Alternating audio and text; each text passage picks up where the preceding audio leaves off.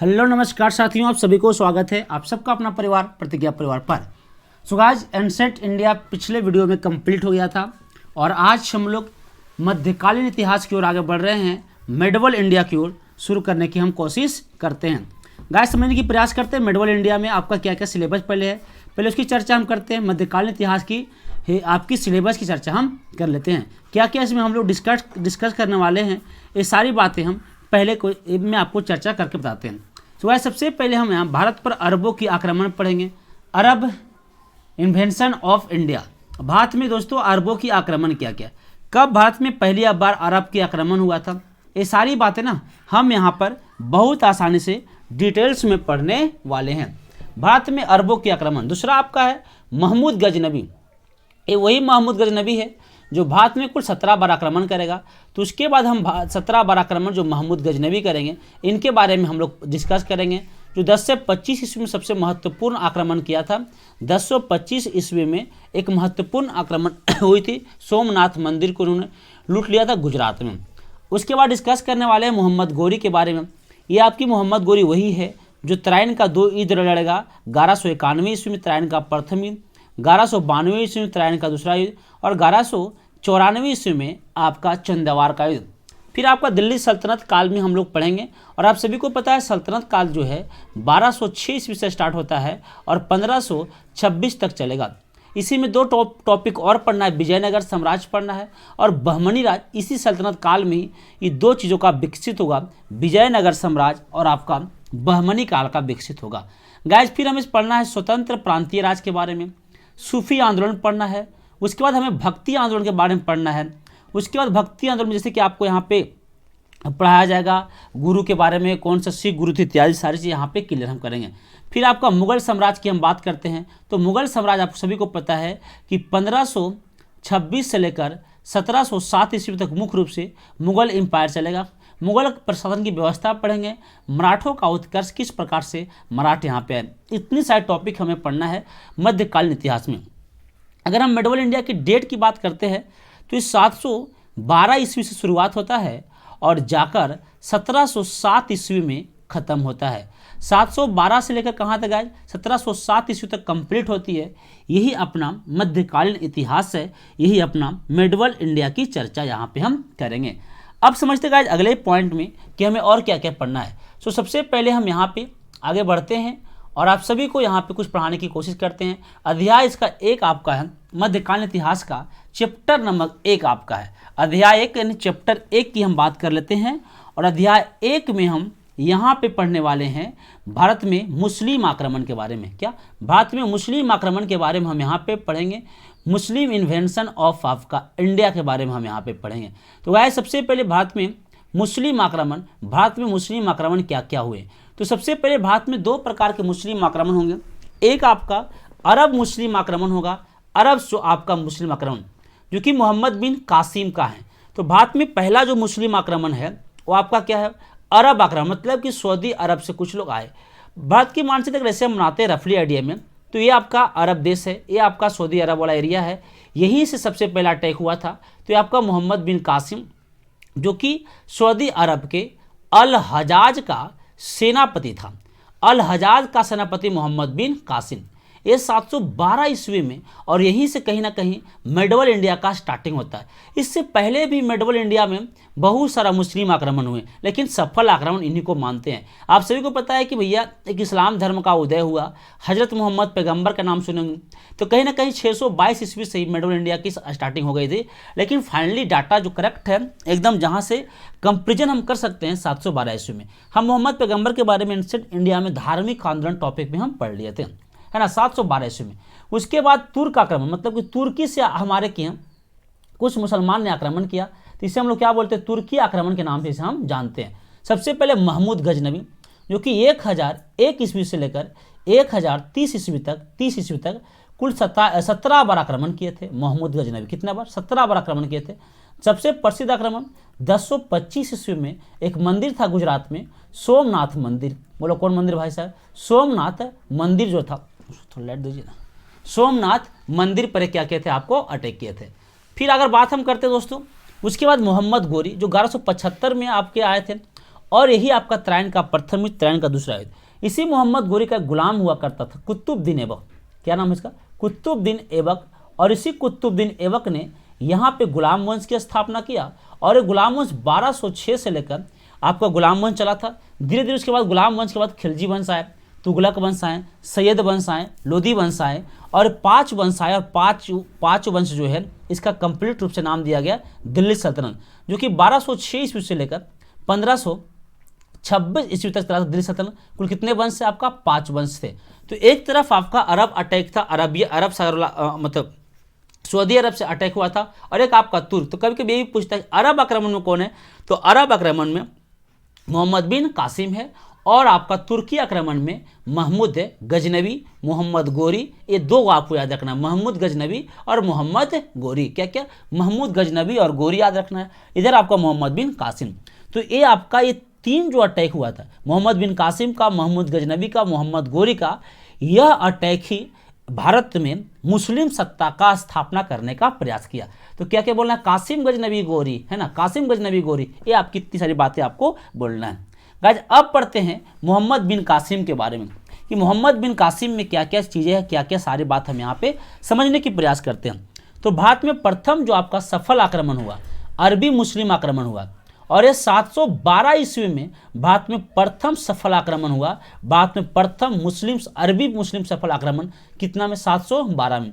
सिंध का राजा था दाहिर, है ना, सिंध जो है दाहिर था, वहाँ पे ये आपका 712 में आए थे, और वहाँ एक युद्ध हुआ था, रेवार का युद्ध। कौन सा युद्ध गाइस? रेवार का युद्ध, जो कितने ईस्वी में हुआ था? तो 712 ईस्वी में हुआ था रेवार का युद्ध। तो याद रखना है रेवार का युद्ध कब हुआ था? तो 712 में हुआ था।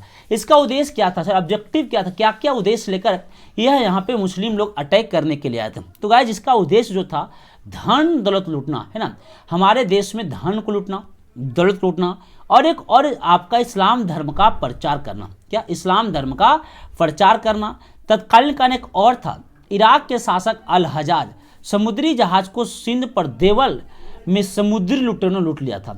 यानी सिंध जहाँ पे एरिया है, मान लीजिए सिंध का एरिया है, इस सिंध वाला एरिया में आपकी समुद्री जहाज देवल का इस प्रकार जाता था, तो कुछ लोगों ने वहाँ पे लूट लिया था, इसलिए उन्होंने अटैक किया था।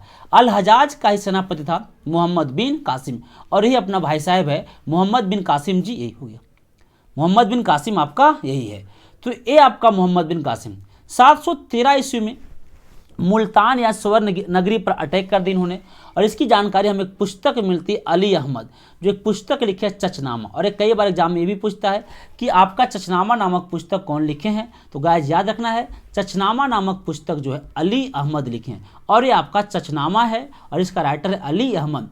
और यह जो आपका सिंध पर अरबों की हमला जो हुआ था, सिंध पर अरबों की अटैक हुआ था, इसी का चर्चा कौन सी पुस्तक में है? चचनामा नामक पुस्तक में। और चचनामा नामक पुस्तक किसने लिखा है? तो याद रखना है अली अहमद ने चचनामा नामक पुस्तक लिखा है। अब यहाँ पे अरबी आक्रमण पर प्रभाव मतलब क्या क्या, जैसे कोई देश दूसरे देश पर अटैक करता है तो उसकी इफेक्ट क्या क्या? Effect of Arabic इन्वेशन on India, मतलब कि भारत में जो अरबी का आक्रमण है इसका क्या क्या इफेक्ट पड़ा, क्या क्या प्रभाव पड़ा ये आपका अरबी आक्रमण में। तो गाइस समझना है कि अरबी आक्रमण से क्या क्या प्रभाव हमारे देश पर पड़ा। सबसे पहले बात में इस्लाम धर्म का प्रादुर्भाव हो गया, मतलब कि इस्लाम धर्म हमारे पास आ गए। इस्लाम धर्म की प्रादुर्भाव की बात हम करते हैं।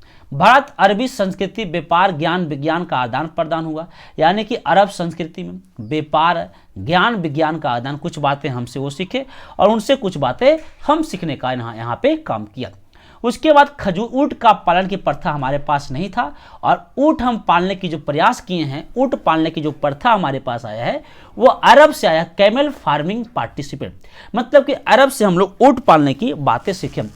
खजूर की खेती की हम बात करते हैं, डेट हम फार्मिंग की बात करते हैं, तो खजूर की खेती की बात जो है यहाँ पे आपका खजूर की खेती।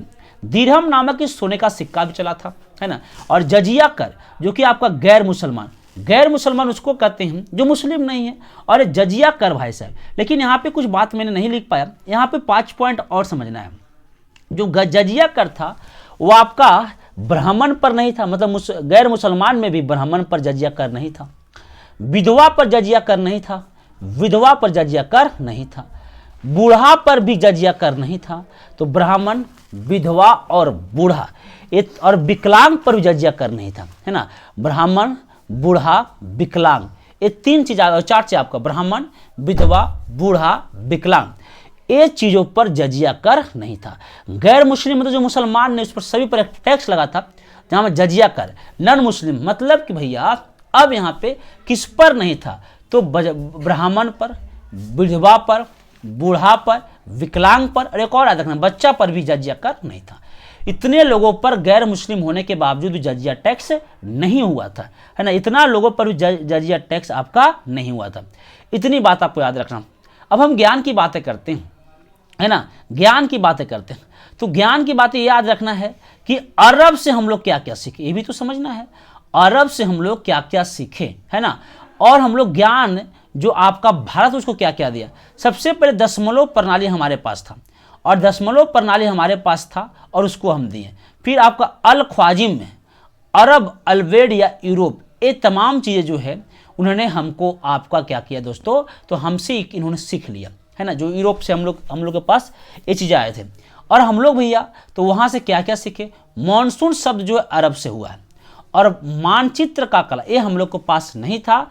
ये सभी ज्ञान जो है हमें वहीं से देखने को मिला है। कौन कौन शब्द की बात करते हैं, मॉनसून शब्द की बात करते हैं, मानचित्र कला की हम बात करते हैं। मॉनसून शब्द और मानचित्र कला हमें अरब देश से मिला है, और हमें आपका अरब से हमें सीखने को मिला है।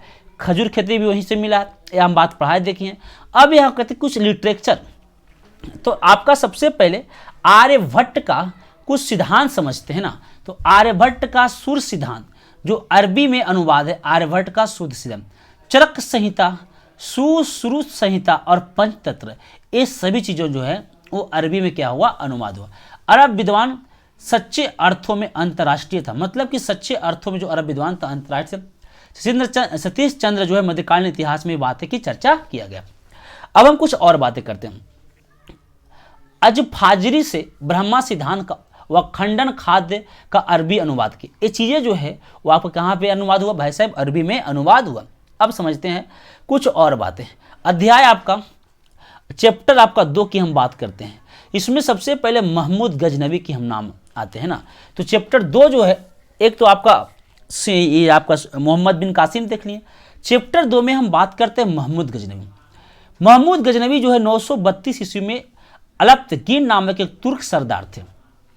ये आपका यहाँ पे गजनी साम्राज्य का, यहाँ पे मैप में आप देख पा रहे हैं, यही वाला एरिया की हम बात कर रहे हैं। गजनी साम्राज्य का स्थापना किया, जिसकी राजधानी गजनी जो है कहाँ पड़ता है, अफगानिस्तान में आपका गजनी पड़ता है। 977 ईस्वी में दामाद व गुलाम इसका सुबुक्तगीन हिंदू शाही वंश के शासक जयपाल जो भारत में था उस पर अटैक किया, है ना। इसी का दामाद या गुलाम, मतलब कि अल्पगीन का दामाद या गुलाम था, उसका नाम था सुबुक्तगीन। क्या नाम था, सुबुक्तगीन।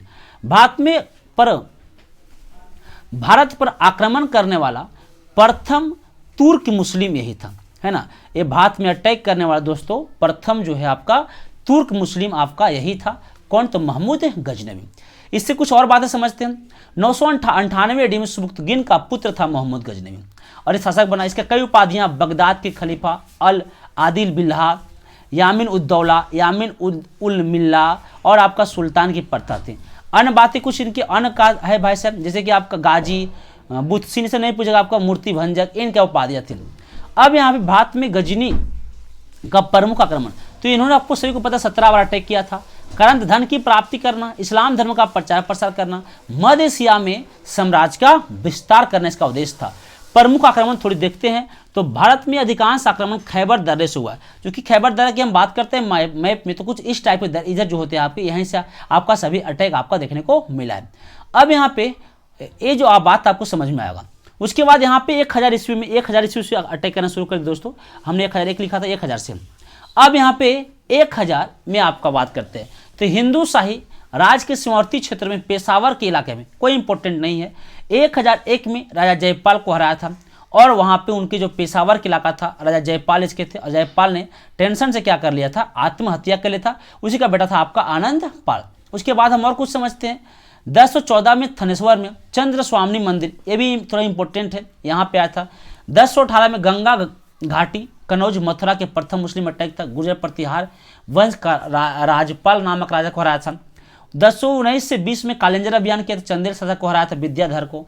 फिर ये सबसे इंपॉर्टेंट एग्जाम में यही पूछेगा, इसका 16वां आक्रमण जो था सोमनाथ मंदिर है ना, सोमनाथ मंदिर जो शिव की एक मंदिर थी, यह आपका गुजरात में था। यहाँ का शासक चालुक्य वंश का प्रथम जो चालुक्य शासक भीम प्रथम, और सिंधु नदी में जाटों ने इसको क्या किया था, लूट लिया था। तो ये आपका सबसे प्रसिद्ध 1025 में आपका सोमनाथ मंदिर को लूटा था। ये आपका 17वां आक्रमण दोस्तों, 16वां मिस्टेक 17वां आक्रमण है। 17वां आक्रमण मुल्तान के पास खोखरों में, उसके बाद आपका इनकी क्या हो गई, आपका मृत्यु 1030 में। तो एक ही याद रखना, 1025 में सोमनाथ मंदिर शिव की मूर्ति थी। चालुक्य वंश का शासक जो आपका भीम प्रथम उस समय था। अब इससे कुछ और पॉइंट समझ लेते हैं। महमूद गजनवी के अन्य महत्वपूर्ण तत्व के बारे में हम समझने की कोशिश यहाँ पे कर रहे हैं। सेना में आपका तिलक नामक हिंदू सेनापति था, है ना, एक आपका तिलक नामक हिंदू सेनापति था। संस्कृत व अरब मुद्रा लेखक में चांदी सिक्के में कोई दिरहम करते थे। इसमें कुछ प्रमुख इतिहासकार काफी इंपॉर्टेंट है, अल-बरूनी, फिरदौसी, उतबी, बैहाकी। क्या क्या, अल-बरूनी, फिरदौसी, उतबी और आपका बैहाकी, ये चार काफी इंपॉर्टेंट है। एक का नाम है अल-बरूनी, फिरदौसी, उतबी, बैहाकी। अल-बरूनी ने शहनामा महान फारसी ग्रंथ है, पूर्व का होमर, कश्मीर को पृथ्वी का स्वर्ग इसी में आपको कहा गया। उतबी दरबारी इतिहासकार था। तारीख यामनी जो अरबी भाषा में थे। बैहाकी की बात करते हैं दोस्तों, तारीख सुबुक्तगिन, पूर्वी आपका पेपस, ये आपको चीज़ों का इन्होंने किया था। तो गाइस अब हम यहाँ पे हम कल पढ़ेंगे शहाबुद्दीन मोहम्मद गौरी के बारे में। आज की क्लास थोड़ी छोटा होगा। तो गाइस मिलते हैं आप सभी को नेक्स्ट वीडियो में। आप अपना कमेंट जरूर बताइएगा कि आपको मेडवल इंडिया का लेक्चर हमें कैसा लगा। सो वीडियो को लाइक करिए, चैनल को सब्सक्राइब करिए, बेल आइकन दबा लीजिए। मिलते हैं नेक्स्ट क्लास में, तब तक के लिए जय हिंद, जय भारत, जय बिहार, जय प्रतिज्ञा परिवार।